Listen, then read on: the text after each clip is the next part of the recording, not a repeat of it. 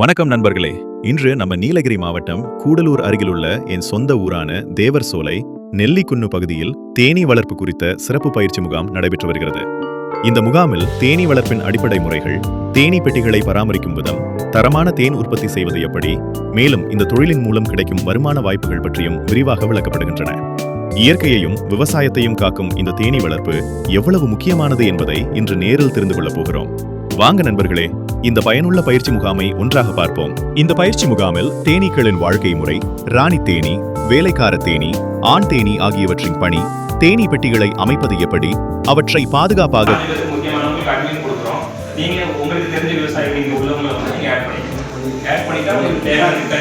பராமரிப்பது எப்படி, எந்த காலங்களில் தேன் அதிகமாக கிடைக்கும், நோய் தாக்குதல்களை எவ்வாறு கட்டுப்படுத்துவது, தரமான தேனை எடுத்து சந்தைப்படுத்துவது போன்ற பல முக்கியமான விஷயங்கள் விரிவாக எடுத்துரைக்கப்படுகின்றன.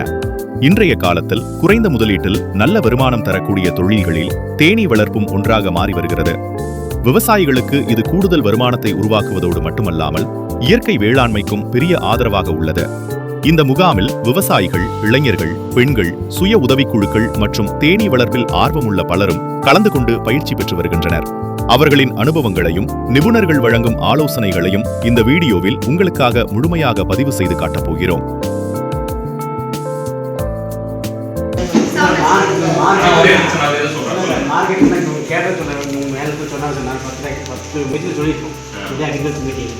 நமக்குன்னு கூடுதலுக்கு மார்க்கெட் வந்துருக்கோம். ஏன்னா நம்ம பாவக்காய்னாலும் சரி, நம்ம மெயினாக கல்பட்டா சார் மார்க்கெட் பண்ணுறாங்க. கல்பட்டா இல்லைனா மைசூர். ஏன்னா மைசூர்லாம் நம்ம கூடுதலுக்கு மார்க்கெட் வந்தால் மட்டும்தான் சார் எல்லாமே விற்க முடியும். இப்போ இன்றைக்கி நேற்று தான் இன்றைக்கி தான் கொஞ்சம் இன்க்ரீஸ் ஆகிடுச்சு சார். ஏற்ற 40 ரூபாய் இருக்குது. இன்னைக்கு இங்கே 42 ரூபா இருக்கு சார். இப்போ அங்கே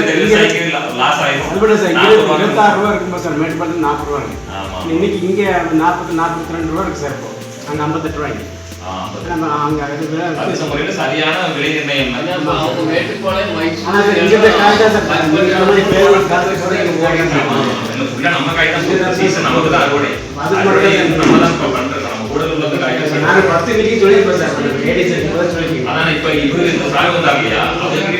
கோரிக்கையா வச்சோம். ஏன்னா இங்க உள்ள ஃபார்மர்ஸோட ரொம்ப பிரதான ஒரு பெரிய கோரிக்கை அப்படின்னு பாத்தீங்கன்னா, இந்த முகாமில் அனுபவமிக்க பயிற்சியாளர்கள் தங்களது பல ஆண்டுகளாக பெற்ற அனுபவங்களை பகிர்ந்து கொள்கிறார்கள்.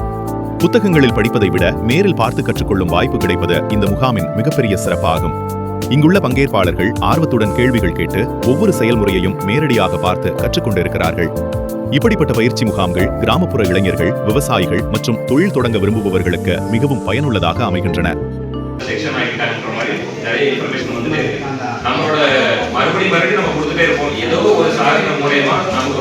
மேலும் தேனீக்களை கையாளும் போது செய்யக்கூடாத தவறுகள், பெட்டிகளை எப்போது திறக்க வேண்டும், எப்போது திறக்க கூடாது, மழைக்காலம் மற்றும் கோடை காலத்தில் எவ்வாறு பராமரிக்க வேண்டும்,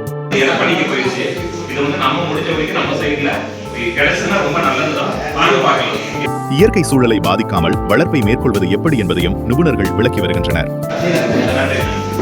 இன்று இங்கே பல்வேறு பகுதிகளிலிருந்து வந்திருக்கும் ஆர்வலர்கள், விவசாயிகள், தொழில் தொடங்க நினைக்கும் இளைஞர்கள் மற்றும் பெண்கள் கலந்து கொண்டுள்ளனர். ஒவ்வொருவரும் புதிய விஷயங்களை கற்றுக்கொள்ளும் ஆர்வத்துடன் இருக்கிறார்கள். பயிற்சியாளர்கள் ஒவ்வொரு தலைப்பையும் எளிமையாக விளக்கி சந்தேகங்களுக்கும் நேரடியாக பதிலளித்து வருகின்றனர். ஒரு புத்தகத்தை படிப்பதை விட நேரில் பார்த்து கற்றுக்கொள்வது எப்போதும் சிறந்த அனுபவமாக இருக்கும். அதுபோல இந்த முகாமிலும் ஒவ்வொரு செய்முறையும் நேரடியாக காட்டப்பட்டு பங்கேற்பாளர்களும் அதில் பங்கேற்று கற்றுக்கொள்கிறார்கள். இதனால் தன்னம்பிக்கையும் அனுபவமும் ஒரே நேரத்தில் கிடைக்கிறது. இதுபோன்ற நிகழ்ச்சிகள் கிராமப்புறங்களில் அறிவை பரப்புவதற்கும் புதிய தொழில்நுட்பங்களை மக்களிடம் கொண்டு சேர்ப்பதற்கும் முக்கியமான பாலமாக இருக்கின்றன. அனுபவமிக்க நிபுணர்களும் புதிதாக கற்றுக்கொள்ள வந்தவர்களும் ஒரே இடத்தில் சந்தித்து கருத்துக்களை பகிர்வது இந்த முகாமின் தனிச்சிறப்பு.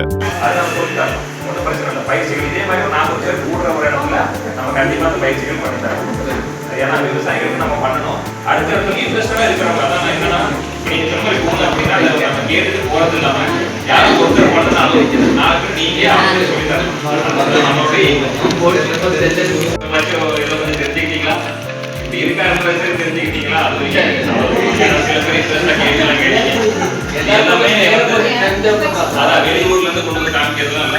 நம்மளோட ஒவ்வொரு பயிற்சிகளுமே நம்ம ஊர்ல யாரு வந்து நம்ம ஊர்ல யார் வந்து நல்ல பெஸ்ட்டாக பண்ணுறாங்களோ அவங்கள வச்சு நம்ம சொல்லும்போது நம்ம ஊருக்கு அதுதான் கரெக்டாக இருக்கும். வெளியிலேருந்து வர்றவங்க என்ன வேணாலும் சொல்லலாம், நம்ம ஊரோட ப்ராக்டிக்கலாக என்னென்ன மாதிரி அதெல்லாம் கிரியேட் பண்ணி வந்திருப்பாங்க அப்படிங்கிறதுக்கு அவர் வந்து சிறப்பாக எடுத்து வச்சாரு சத்யநாராயண. அவங்களுக்கு வந்து நம்மளோட தோட்டக்கலைத்துறை சார்பாகவும் எங்களோட ஆத்மா திட்டத்தின் சார்பாகவும் மிகப்பெரிய நன்றிகளை வந்து அவருக்கு தெரிவிக்கிறோம்.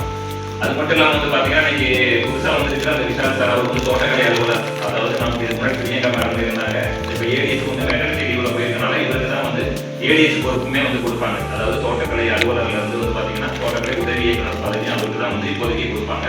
அவர் வந்து ஆக்டிவான பர்சன் தான், அவர் நம்ம ஊட்டிக்காரங்க தான்.